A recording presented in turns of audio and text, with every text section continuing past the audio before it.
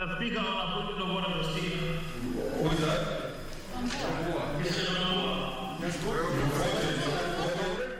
You voted?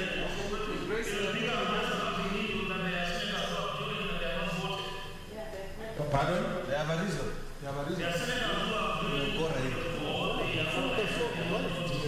they called their names.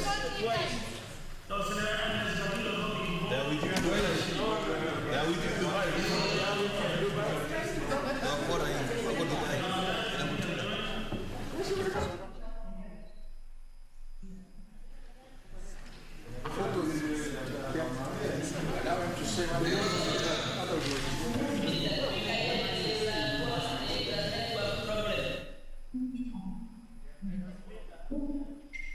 Mr. Speaker, could you go round the list again? Kisumu has not voted. Kisumu is trying out to vote, Mr. Speaker.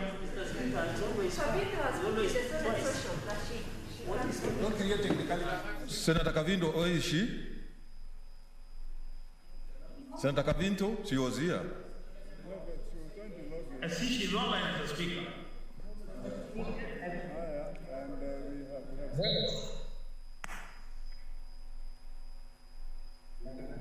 Hello? Yes, Senator. Yes. Who are those? Who? Senator Nyamunga, Senator Kavindu. Okay, just a minute. Senator Sakaja. Hello, Mr. Speaker. Senator Sakaja, yes, we can hear you. Yes, I voted. Okay.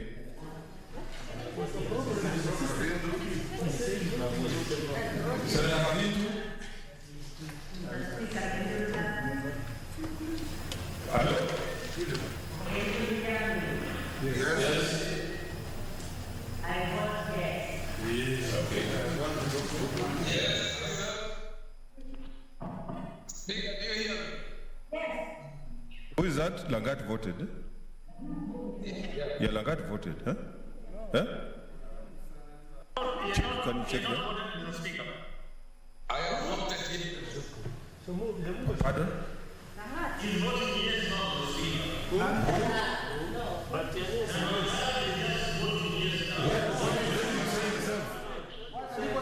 Let him vote.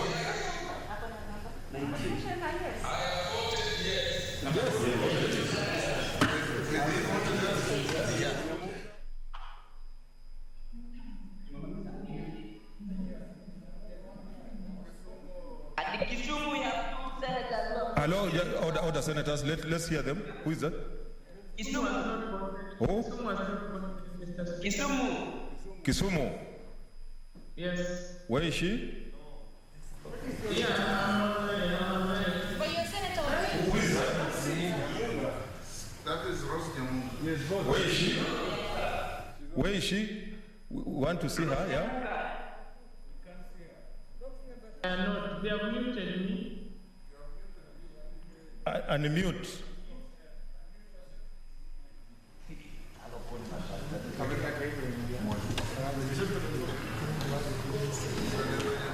Okay, Senator Nyamunga. I voted yes.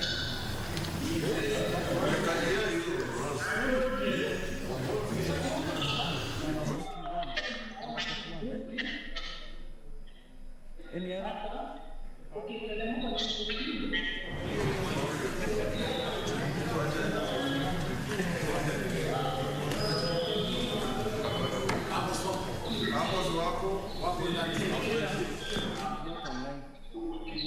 Wako is not online.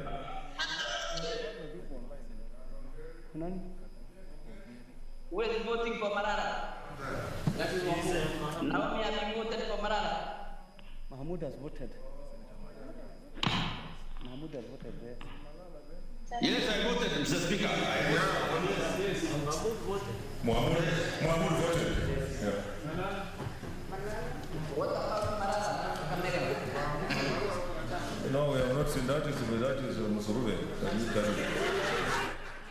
Can you can we tally the votes?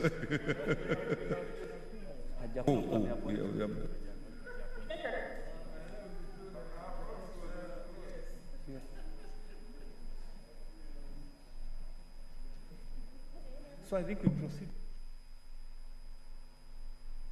Okay, proceed to tally the votes.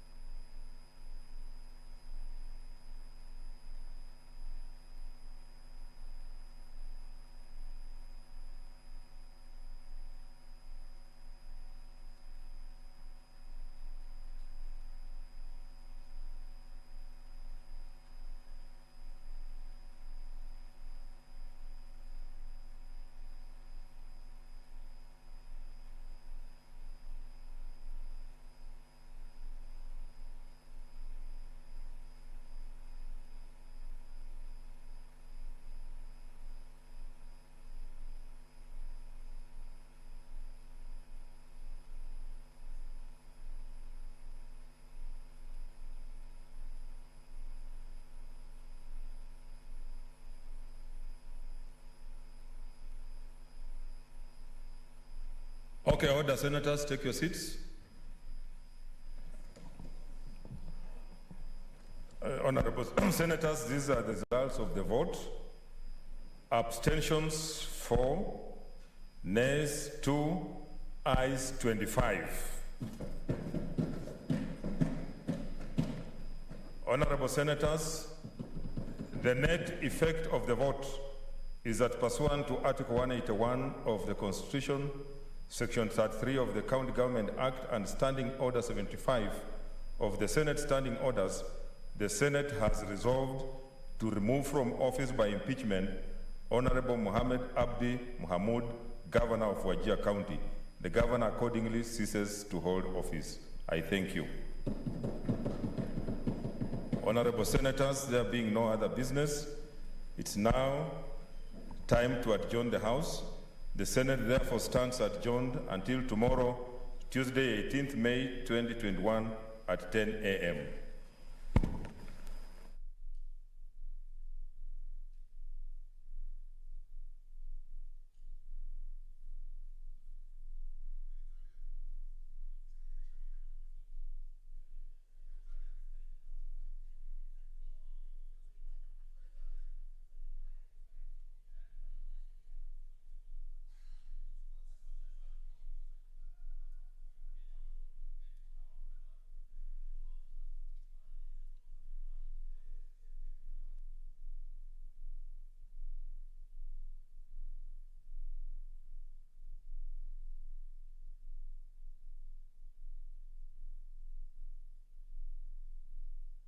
Tuko na gas cooker, kodi yake ni CK. Tuko na TV, kodi yake ni TV. Tuko na simu aina ya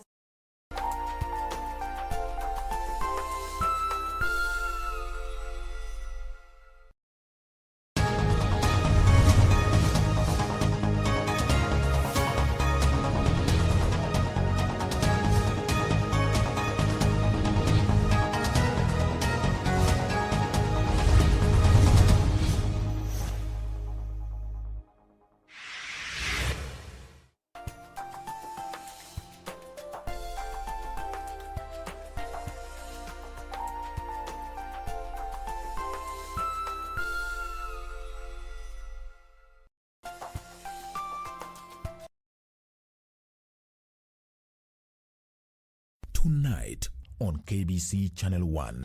Sauti Sol's amazing talent and immersive stage presence has made them one of the most sought-after Kenyan musicians. I'm so insecure. Representing South Africa was Show Majozi, born Maya Christiana.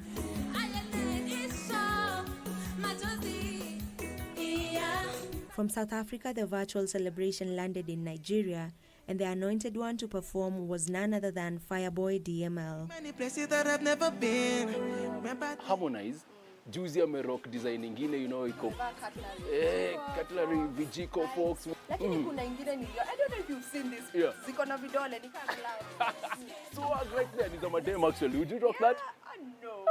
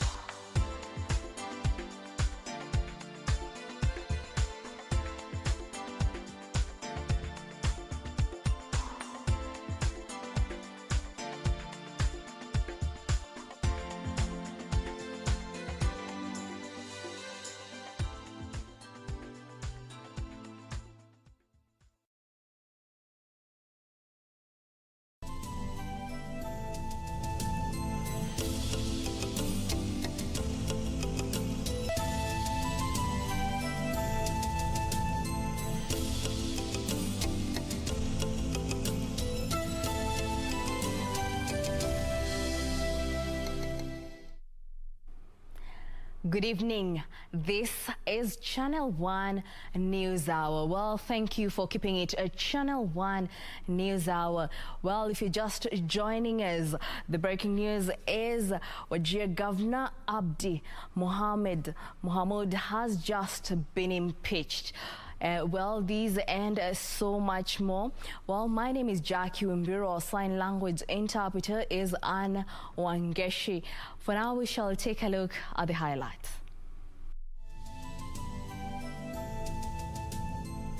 Wajir Governor Abdi Mohammed impeached. What next? The tackle begins. IEBC vows to move to court this week to appeal the High Court ruling declaring BBI process unconstitutional. Members of the Rastafari Society of Kenya or persons professing the Rastafari faith be exempted from criminal liability for their private growth, use of marijuana or cannabis. And what is the connection between marijuana and Rastafari? The Dreadlock Group moves to court to legalize the weed.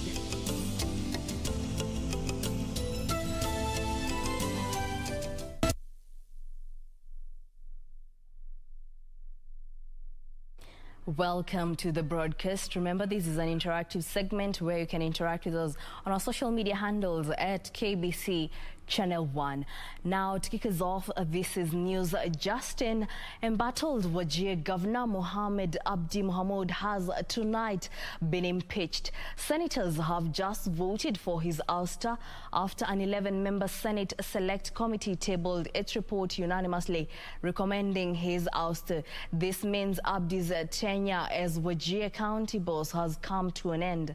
Abdi becomes the third governor to be impeached. Others who have gone down the same road are Mike Sonko of the County of Nairobi and his Kiambu counterpart, Ferdinand Waititu. 25 voted yes, while 2 voted no and 4 abstained.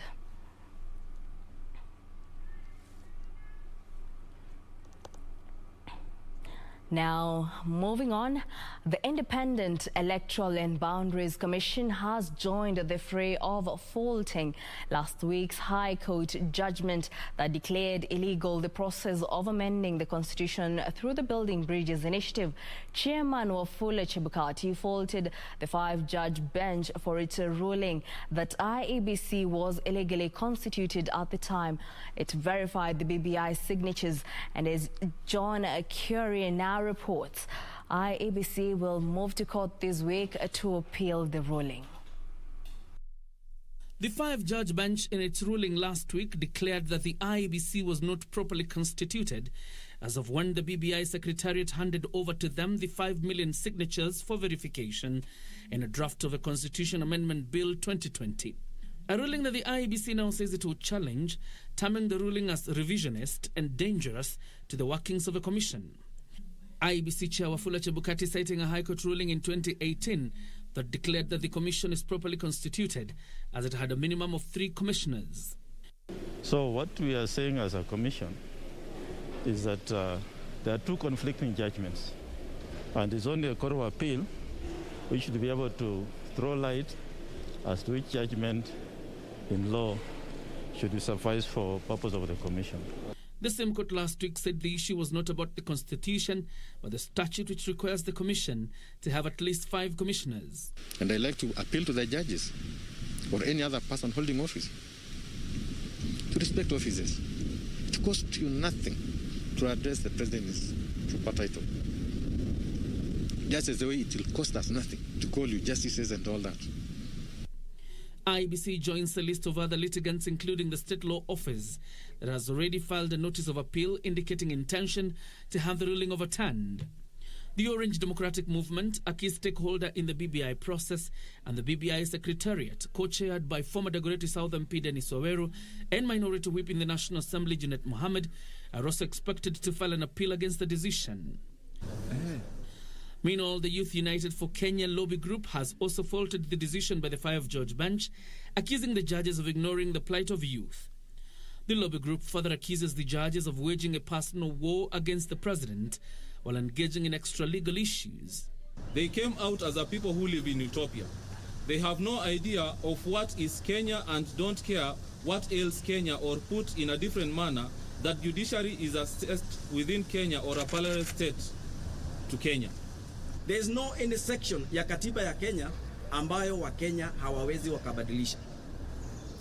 Kwa hivyo ndivyo tunaona wale majaji kwa ule uamuzi wao ni kama kwamba walikuwa na fitina na mtu fulani. Wakachukua ile fitina yao wakaigiza katika document ya BBI. I don't know. And as the ruling continues to receive varied reactions, the National Council of Churches, NCCK, in a reaction to the ruling, now wants political leaders from across different divides desist from dividing Kenyans. 2, we urge the executive and the judiciary to engage in harmonious processes that enhance the discharge of their actions. While respecting the doctrine of separation of powers, we urge the executive to set a sustainable precedent in obeying court orders.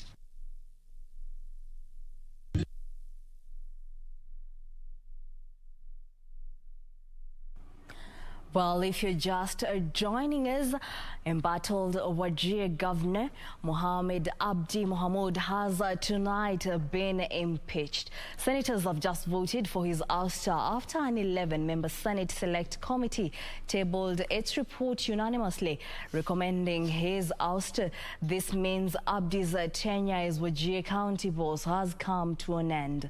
Abdi becomes the third governor to be impeached. Others who have gone down the same road are Mike Sonko of the County of Nairobi and his Kiambu counterpart, Ferdinand White Titu. 25 voted yes, while 2 voted no and 4 abstained. Senators, these are the results of the vote. Abstentions 4, nays 2, ayes 25. Honorable Senators, the net effect of the vote is that pursuant to Article 181 of the Constitution, Section 33 of the County Government Act and Standing Order 75 of the Senate Standing Orders, the Senate has resolved to remove from office by impeachment Honorable Mohamed Abdi Mohamud, Governor of Wajir County. The Governor accordingly ceases to hold office. I thank you.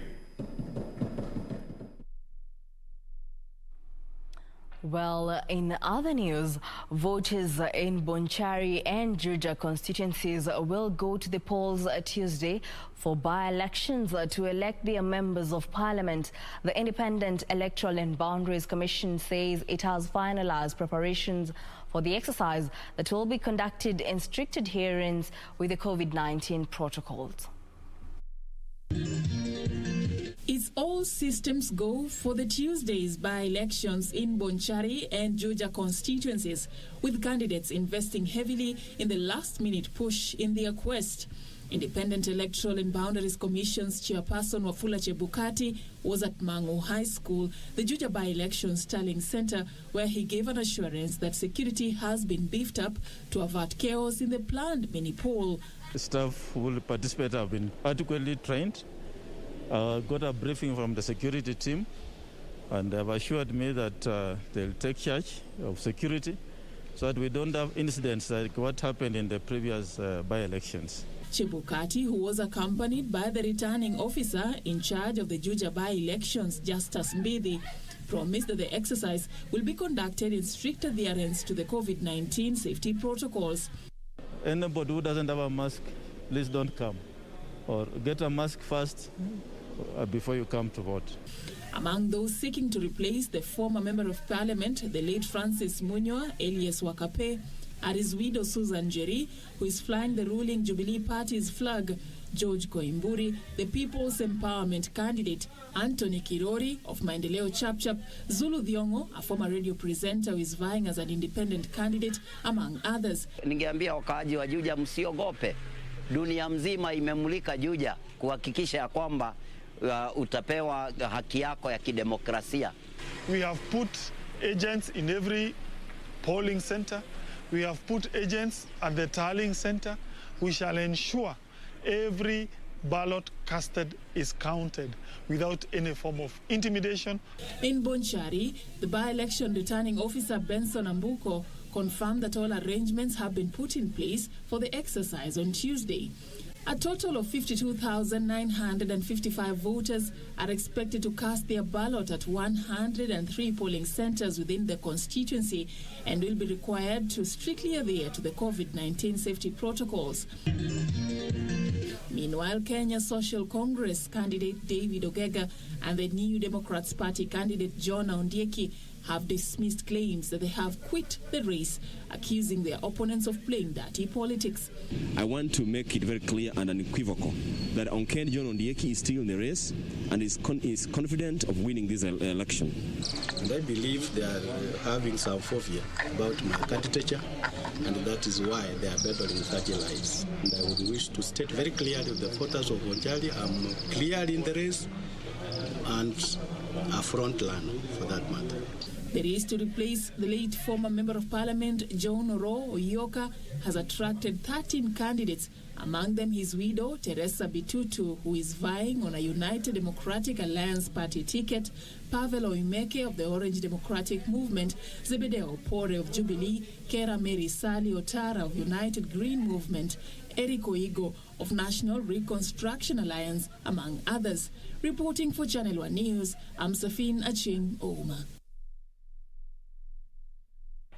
And away from the political arena, Kenya recorded a 3.5% positivity rate as 72 samples tested positive for the coronavirus from 2,056 samples tested in the last 24 hours.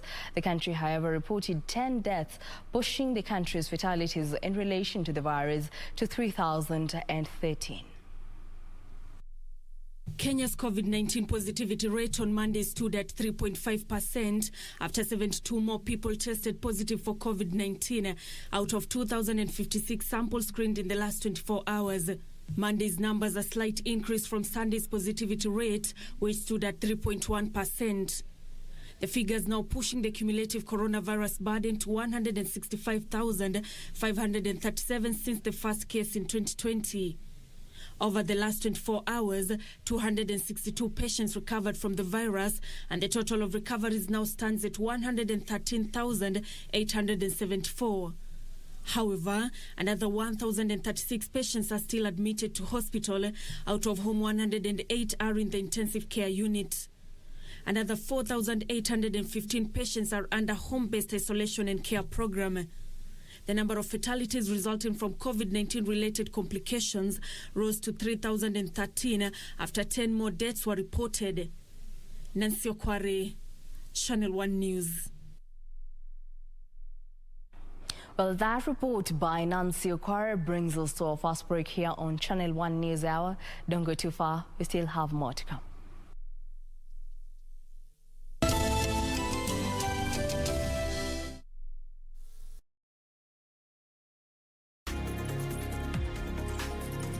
Did you know that your house is one of your most valued investments? Get your domestic package insurance cover. This includes house and its contents, domestic servants, owners and tenants' legal liability. Now you know. IRA, promoting insurance, protecting the insured. Je, umeomoka? Kama hujaomoka kwenye QuickBin ndio mambo yote. Hapa tuko na fridge, kodi yake ni CM. Tuko na gas cooker, kodi yake ni CK. Tuko na TV, kodi yake ni TV. Tuko na simu aina ya Samsung ni SM, ama Oppo ni Oppo. My friend, mahali popote unanitizama, eka hizo kodi zake kisha utume kwa 4032353. 4032353, alafu utakuwa unaomoka na hizi bidhaa. Kumbuka, kwenye QuickBin ni bidhaa bora zaidi kwa bei ya chini kwa chini. Tonight on KBC Channel 1. Sauti Sol's amazing talent and immersive stage presence has made them one of the most sought after Kenyan musicians. I'm so insecure. Representing South Africa was Show Majozi, born Maya Christiana.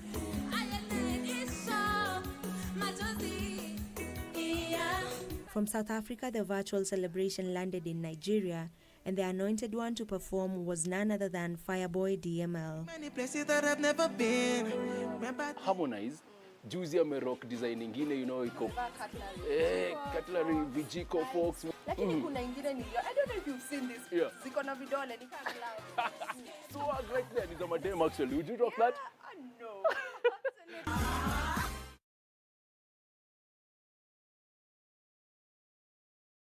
Kupata skiza tune hii, jiamini, dial *811 *397#. Jiamini na ujikubali kuwa wewe kibinafsi. Ikiwezekana, cheza kama wewe, kwa sababu wengine wote wameshachukuliwa. Aliyesalia ni wewe mwenyewe, na kando yako hakuna mwingine. Inakufaa kucheza ngoma kiwewe, kana kwamba hamna yeyote anayekutazama.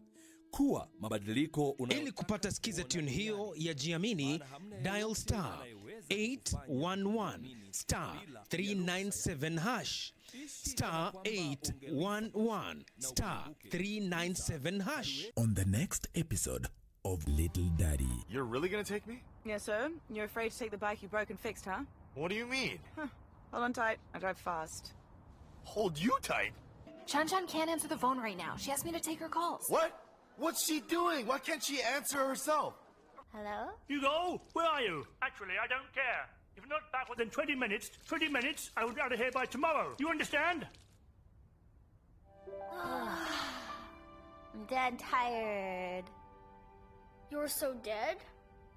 It's a figure of speech. I'm gonna marry your dad.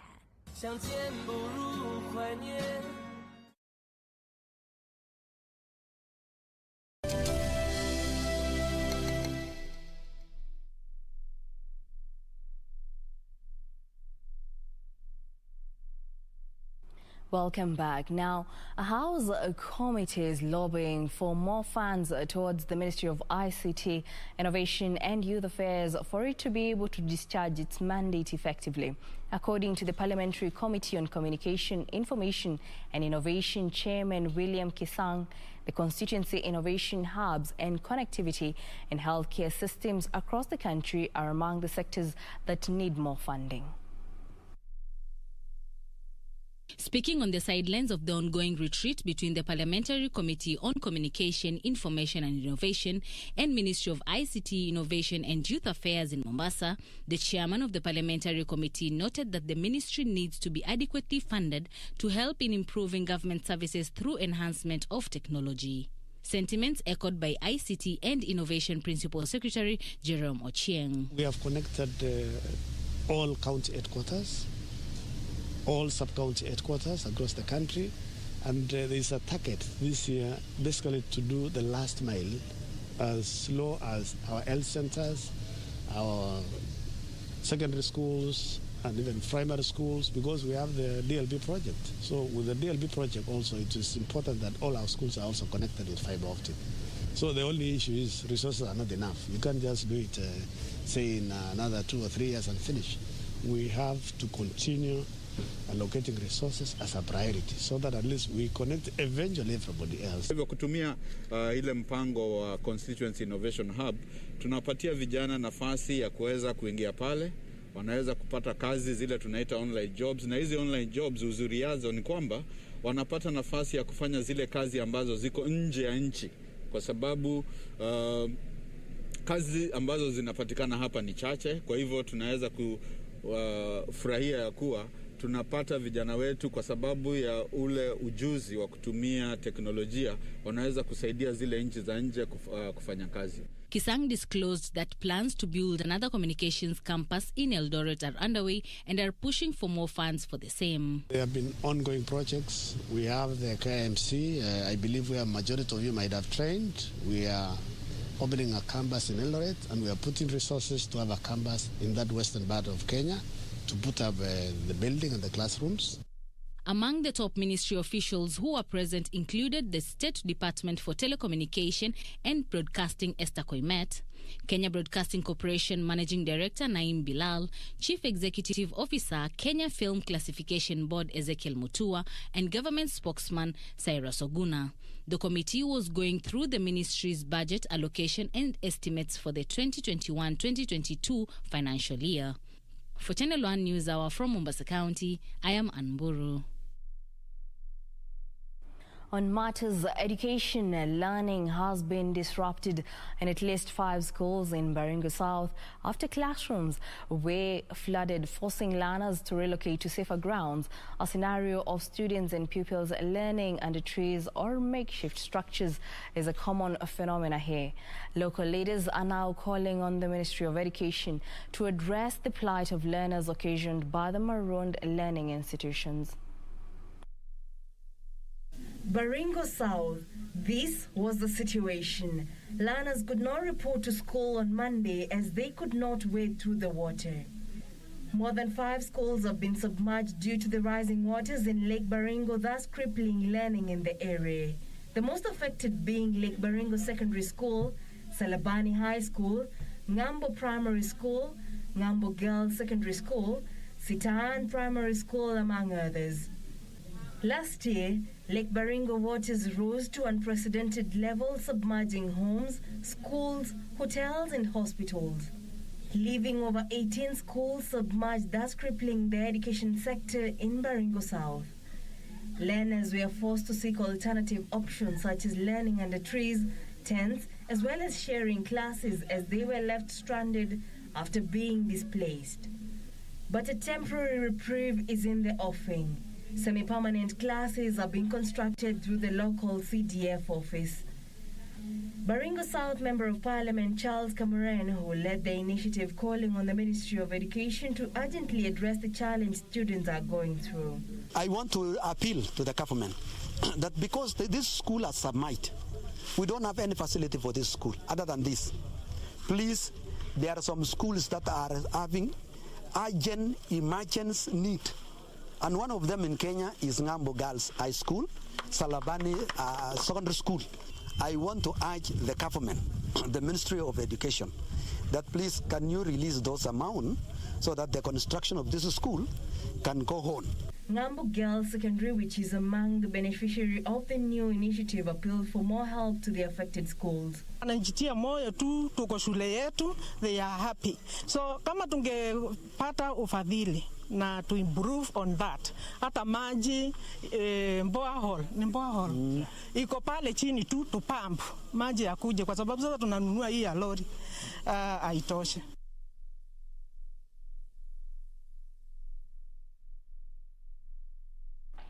The Rastafari Society of Kenya and Mwendo Wambui, alias Ras Prophet, have each filed a petition in court seeking for the legalization of marijuana.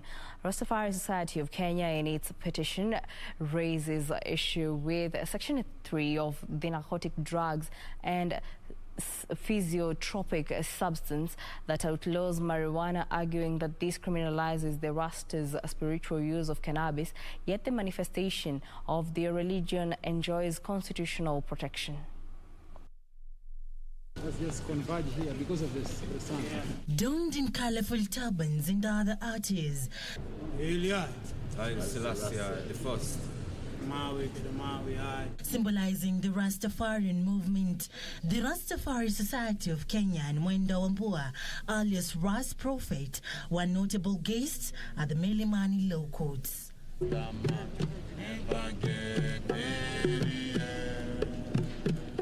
Represented by their lawyer Shadra Kumboa, the Rastafari Society of Kenya have filed a petition on the infringement of their rights. Members of the Rastafari Society of Kenya or persons professing the Rastafari faith be exempted from criminal liability for their private growth, use of marijuana or cannabis. The use goes to the extent of the smoking, the eating, the drinking, the use or the burning of incense, or the bathing with marijuana. They claim the impunged law, which was enacted in 1994, is hostile and intolerant to persons professing the Rastafarian faith, yet the Constitution protects the marginalized group, who include the Rastafarian Society. Under the Bill of Rights, 31 article allows every Kenyan to enjoy the rights that is entitled within the Constitution. Their right to religion and their right to associate together in worship and in their submission to God, the Almighty Creator, as they take the sacrament, which is the holy herb, cannabis, as the law will refer to it, marijuana, kushungpeng, vela, and many other names that will refer to it. They also claim the police continue to intimidate, arrest, and even harass the members privately growing and using cannabis for spiritual purposes. There should be more emphasis towards research and also towards allowing the Rastafari to take the forefront of advising even the country. And therefore it is our expectation as members of Sharia Mtaani that moving forward, the court will breathe life to the private rights or the private rights of these members of the Rastafari Society of Kenya. Children's rights are them human rights. Children's rights. For Channel 1 News, I'm Serafina Robbie.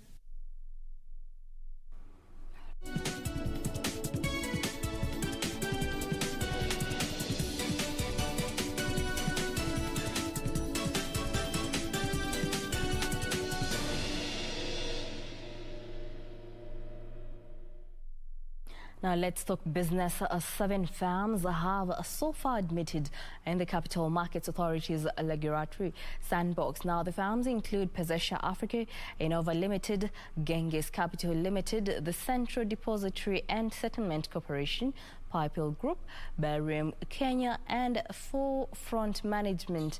The regulatory sandbox allows live testing of innovations under a less onerous regulatory regime. Last year, the government gave a green light for commercialization of genetically modified cotton in a bid to shore up the country's textile industry. Despite these players in the apparel industry say more needs to be done to ensure farmers get quality cotton seeds to boost production to satisfy the current demand. According to textile manufacturers, they have been forced to procure raw material from the neighboring countries, further increasing the cost of production. Cotton from Uganda again after a while because the cotton got finished, and we are working at full capacity. Thika Cloth Mills is working at full capacity. Sunflag is also in need of cotton. Rivertex will be in need of cotton. To this end, the Thika Cloth Mills Company Limited has distributed hybrid cotton seeds worth 1.2 million shillings to over 400 cotton farmers in Taita Taveta County. Napenda kuwahimiza wakulima wachukue nafasi ambayo wamepewa ya kipekee ya kupewa ufadhili ili waweze kujitokeza kwa wingi kuchukua mbegu. Tukao tunaomba hata serikali watuunge mkono kwa sababu mashamba tunayo, uwezo ndio hatuna. The company says it will help boost production of the crop in the region and help textile companies acquire raw materials locally. The group says the coronavirus has seen their production and sales considerably reduce, but business peaked as schools reopened due to demand for school uniforms and the government moved to procure disciplined forces regalia locally. Because with the revival of the textile mills and the Buy Kenya, Build Kenya, and ensuring that the majority of the products that now the government buys are bought from Kenyan companies and Kenyan manufacturing, I believe that this is going to create a great boost across the value chain. Benson Tugoba reporting for Channel 1 Business. The Port of Lamu will be fully operationalized in March next year after completion and equipping of the remaining 2 berths. On Thursday this week, a Maersk ship is expected to dock at the Lamu port, marking a major milestone for the multi-billion shilling transport corridor. Once complete, the Lamu port is expected to make Kenya the African transshipment hub. MV Camel and MV Zigo will be the first ships to dock at the port of Lamu on Thursday this week as the new port starts operations. According to KPA Acting Manager Rashid Salim, the new port, which has a depth of 17.5 meters and berths measuring 400 meters wide, will see much bigger ships dock at the port compared to small feeder vessels that frequent the port of Mombasa, making the country a transshipment hub. So in that stead, we can actually take post-Panamax ships, bigger ships. Bigger ships means bigger volumes of cargo coming in. There's economies of scale. And so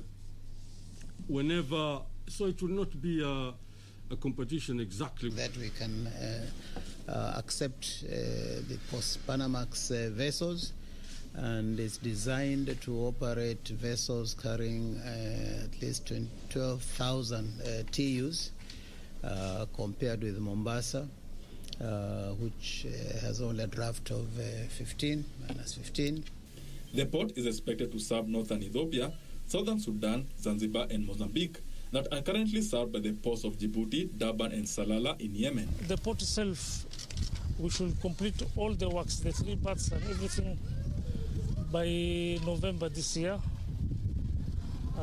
Initially we want to complete in October, but there's a slight delay. As Kenya Railways are now planning, first of all, to construct the marshalling yard, the marshalling for trains evacuating cargo from the ships within the port. To make the Lamu port more competitive, ships calling on the port will be given a 30 days free cargo storage moratorium and a tax rebate of up to 40% that are expected to be published by the end of this week. And this notice that is going to be published very soon. And at the same time, we have lots of series of meetings with shipping lines. Some of them will be touring Lamu next week, and we're going to show them a facility. The government is also constructing various roads to help in the movement of cargo outside the ports. Benson Dioba reporting for Channel 1 Business. Cotton farmers in Taita Taveta have benefited from hybrid seeds with 1.2 million shillings to increase their yields.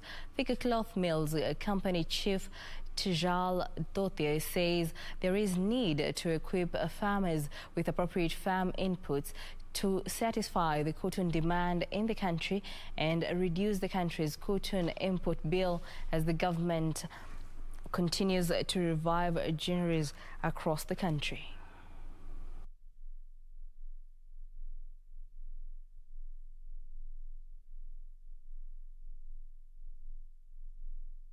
These players in the apparel industry say more needs to be done to ensure farmers get quality cotton seeds to boost production to satisfy the current demand. According to textile manufacturers, they have been forced to procure raw material from the neighboring countries, further increasing the cost of production. Cotton from Uganda again after a while because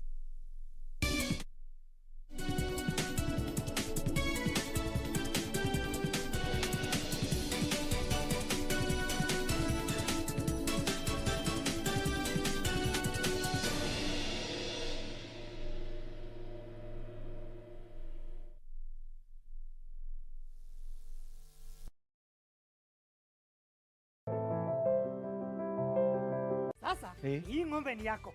Asante. Hii ng'ombe itatoa maziwa mengi kabisa. Sasa shida ya school fees imeisha. Jen, chukua hii.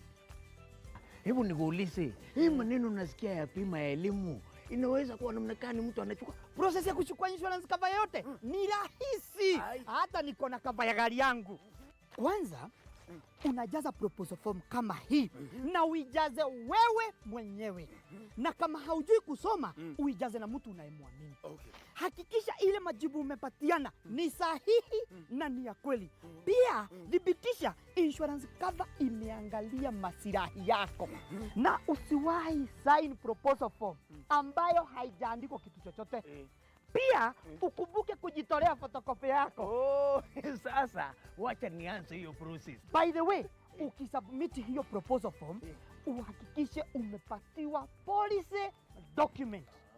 Uisome na uielewe. Hiyo ndio thibitisho ya kuwa una bima. Asante sana. Ujumbe huu umeletwa kwako na IRA.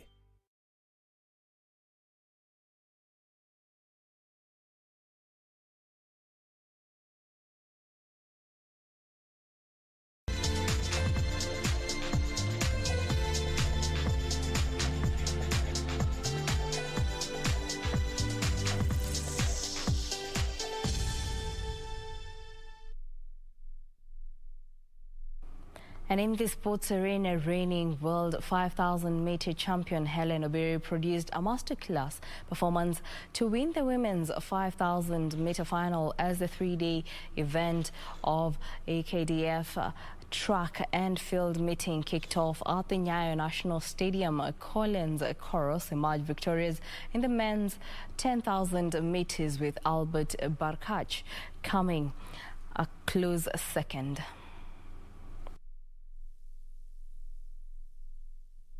Wambiru, making her second appearance at the weekend meet this season, took charge of the race from the onset.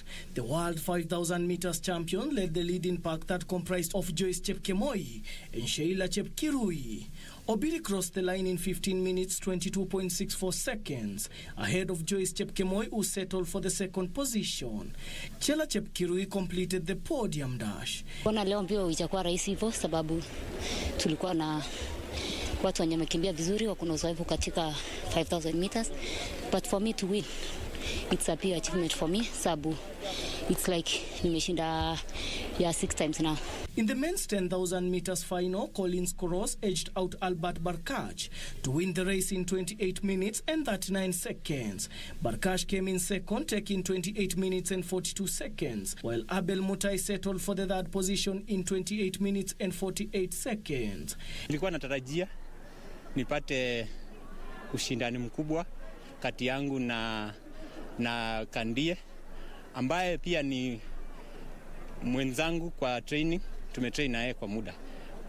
Tukikumbuka hata wakati wa cross country, mimi nilikuwa number 2 yake. So nilikuwa natarajia competition ya juu, lakini wakati nilisikia hata shiriki, niliweza tu kujipea moral. Ingawaje pia kuna mwenzangu nilikuwa najua haitakuwa kazi rahisi vile. In the women's 100 meters hurdles final, Priscilla Tabuda emerged victorious ahead of Jane Chege and Agnes Mweni, who settled for the second and third positions respectively. The 3 days annual event, which will come to an end on Wednesday, has been geared to improve sportsmanship among the troops and will also help in the selection of the troop which will participate in the annual competition this year. Daniel Mwendwa for Channel 1 Sports. 7-time World Rally Championship winner Sébastien Ogier of France, co-driven by Julien Ingracia, will lead a 4-car Toyota Gazoo racing attack at this year's WRC Safari Rally Kenya, slated for June 24th to 27th. The Safari Rally Kenya will be making a comeback to the global arena after an 18-year hiatus.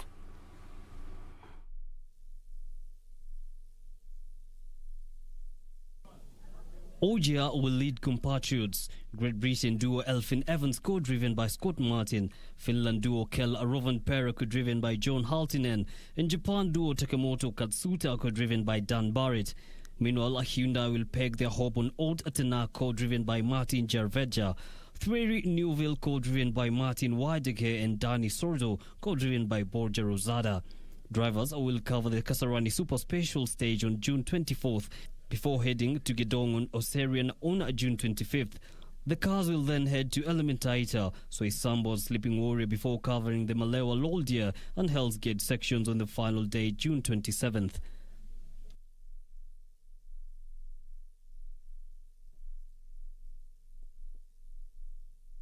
Steph Curry became the oldest scoring champion since Michael Jordan in 1998, finishing with 46 points, 7 rebounds and 9 assists as former NBA champions Golden State Warriors secured a play-in spot following the 113-101 victory over the Memphis Grizzlies in a regular season finale.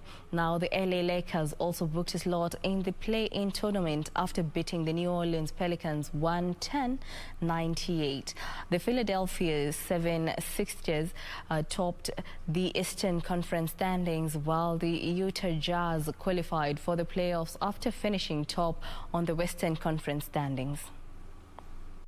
Steph Curry scored a game-high 46 points en route to his second NBA scoring title, and Jordan Poole stole the Memphis rally with a late 3-pointer as the Golden State Warriors held off the Memphis Grizzlies to win 113-101 to claim the number 8 position in this week's play-in tournament. Step back 3, Steph Curry!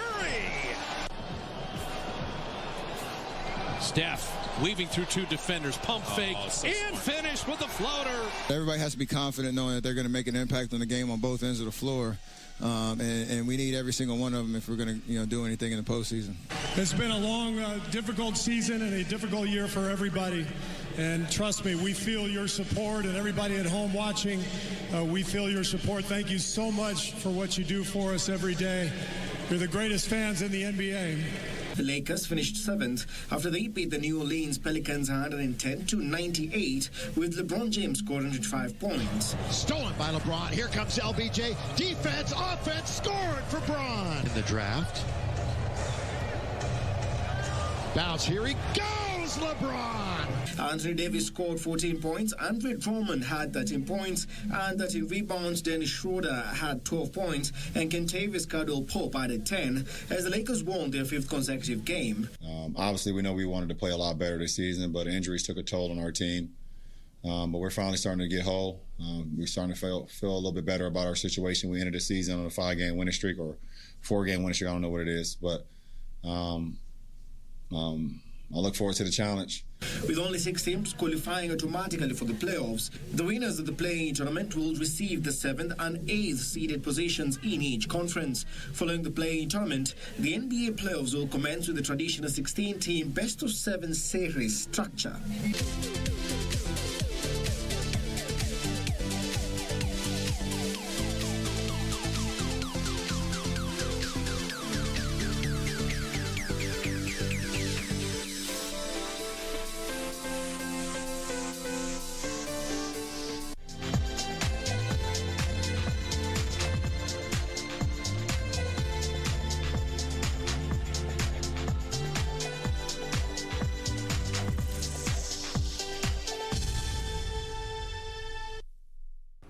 Well, that brings us to the end of our bulletin tonight. Thank you for keeping it Channel 1 News Hour. For more news, check out our website at kbc.co.ke. My name is Jackie Wambiru. Sign language interpreter is Anwan Geshi. Up next is Yusufara with the weather updates. Have a good night.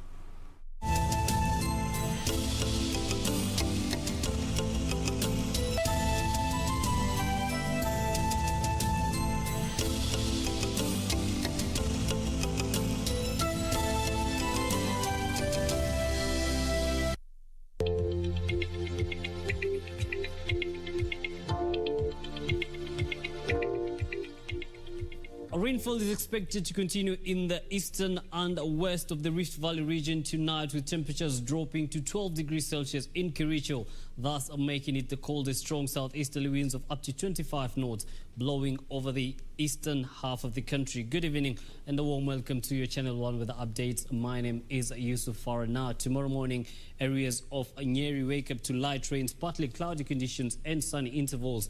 Partly cloudy conditions, sunny intervals in areas of the capital city and its environs. The coastal region, Mombasa, Malindi and Kilifi expect sunny intervals in the morning. In the northeastern region, areas of Mandera, Garissa and Isiolo expect sunny intervals in the morning as well. The same sunny intervals in the Lake Turkana Basin and areas bordering Kenya and South Sudan.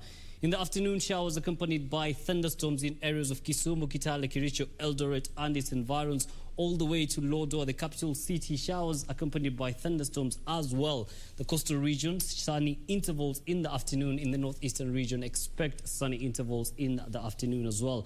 As far as the temperatures are concerned, highs of 39, lows of 28 in Mandera, 37 by 24 in Garissa, and the capital city highs of 23 and lows of 15. That's your local weather forecast. The international weather forecast is coming up in a bit.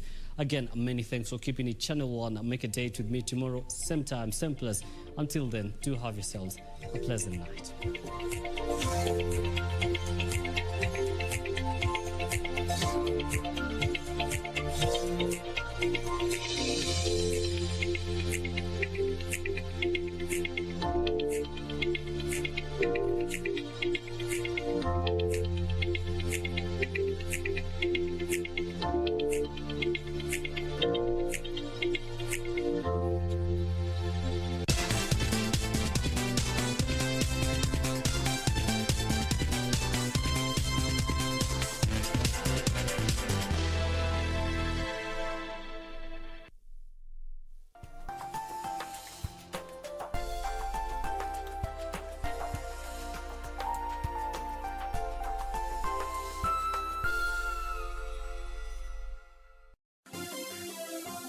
Vera Beauty College.